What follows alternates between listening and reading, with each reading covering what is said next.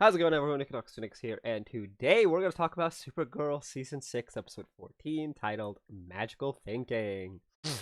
Yeah, I'm swinging in my chair again. Anyway, well, this episode is a bit of a doozy.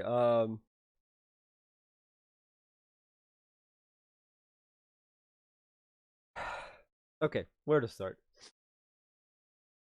Nixley finds the next totem, the humanity totem, and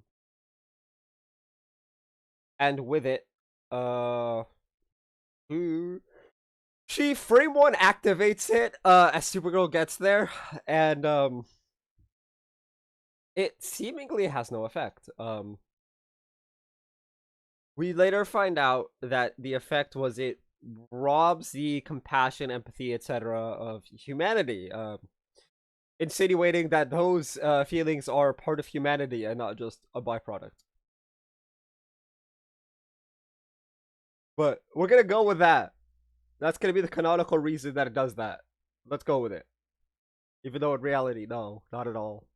Uh, but yeah, and it essentially reduces humans to their base instincts of herder, me punch face, like as it does. Now, William also goes in and becomes embedded in the team.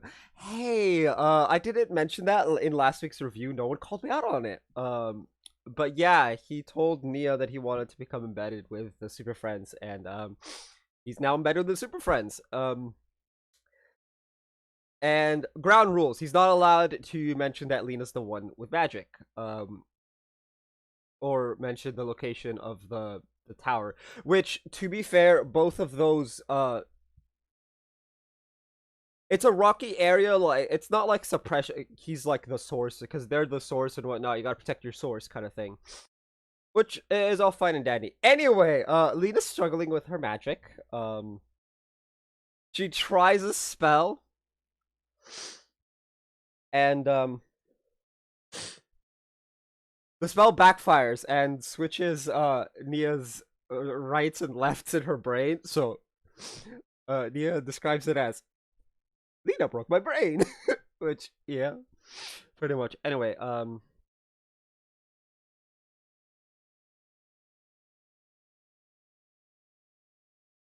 Lena has a heart to heart with somewhat of a heart to heart with William, where he mentions that you need to do it the same. She needs to gather the ingredients the same way her mother would have, the same as him when baking breakfast items. He needed to gather the ingredients the same way his dad did, way back when.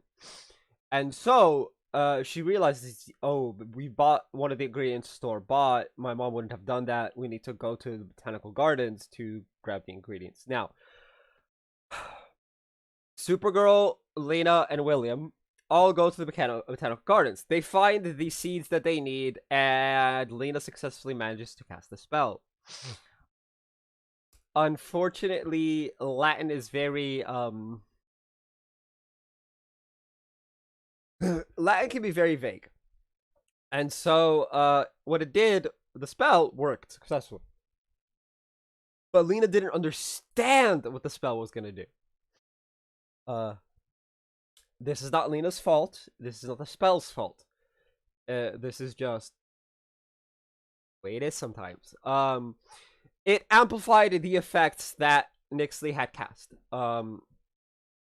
Increasing the chaos and shoving more humanity down Nixley's noggin, which was hilarious because Nixley's just like freaking out. She can't do the evils because she has way too much compassion and shit in her brain. Which again, humans are not that full of compassion, but sure, let's go with it. You know, the humanity totem's gauntlet is that it shoves humanity down your throat. Humanity. Anyway. Uh, are you into now? While this is going on, Kelly visits a little girl named Esme. I'm cutting straight into the point of this. who seemingly is having a great time in her new foster family.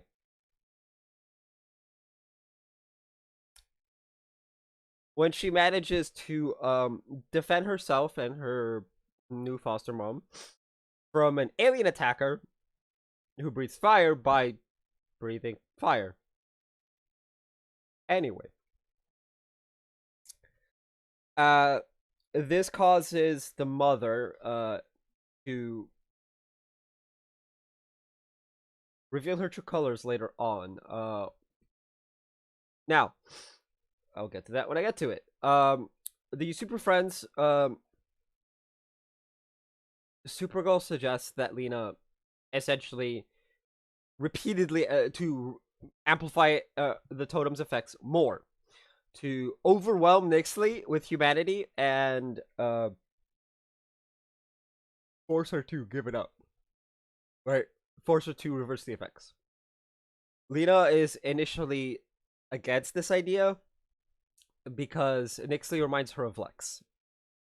She does end up changing her mind, and they go with it. Now, while this is happening, Esme gets trapped outside and told to defend the house by a grown-ass woman. Yeah. When that doesn't work out, and she's end up saved by Guardian and Sentinel, the Fords, the couple that had taken Esme in, give her up.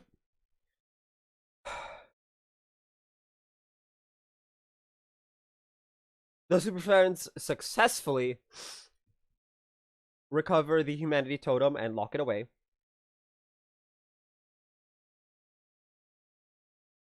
And the effects are reversed. Now, Esme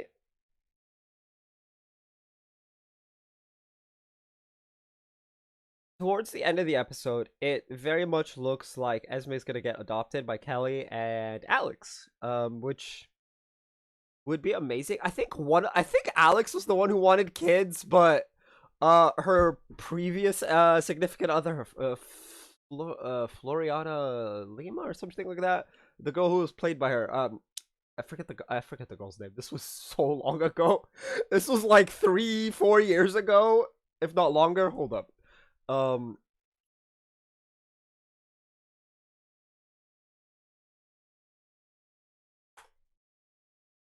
Yeah, Floriana Lima. That is the actress Maggie Sawyer. Right, and I think Maggie was the one who didn't want kids, which is hilarious. So yeah, it looks like they're gonna get adopted. Which, hey, happy ending for Esme, right? And happy ending for our lovely the lovely couple. Now Andrea tries to get William to break a cardinal rule for reporters, and that is to expose the source.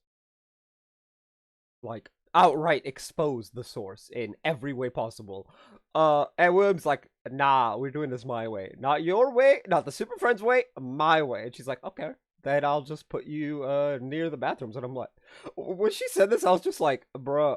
I'm like, it's like, bruh, he's never in the office. What? His assignment is to literally not be in the office. That's not a punishment. But yeah, William just dunked on Andrea. Andrea really she needs an attitude check. Like I understand a reason Andrea is the way she is, but I really like her. I miss Catco. Not Catco. I miss Cat Grant. Cat Grant just being like, so you're super. Sakara was probably the funniest thing ever a couple seasons ago. Anyway. Anyway, yeah, that's the episode. Both fillerish and not. Anyway, that's gonna be it for this video. Tell me, guys. Sorry. Tell me what you guys thought of the episode down in the comment section down below. That's gonna be it for this video. If you guys haven't already, hit like, hit subscribe if you're new. See you guys next time, and as always, stay bright.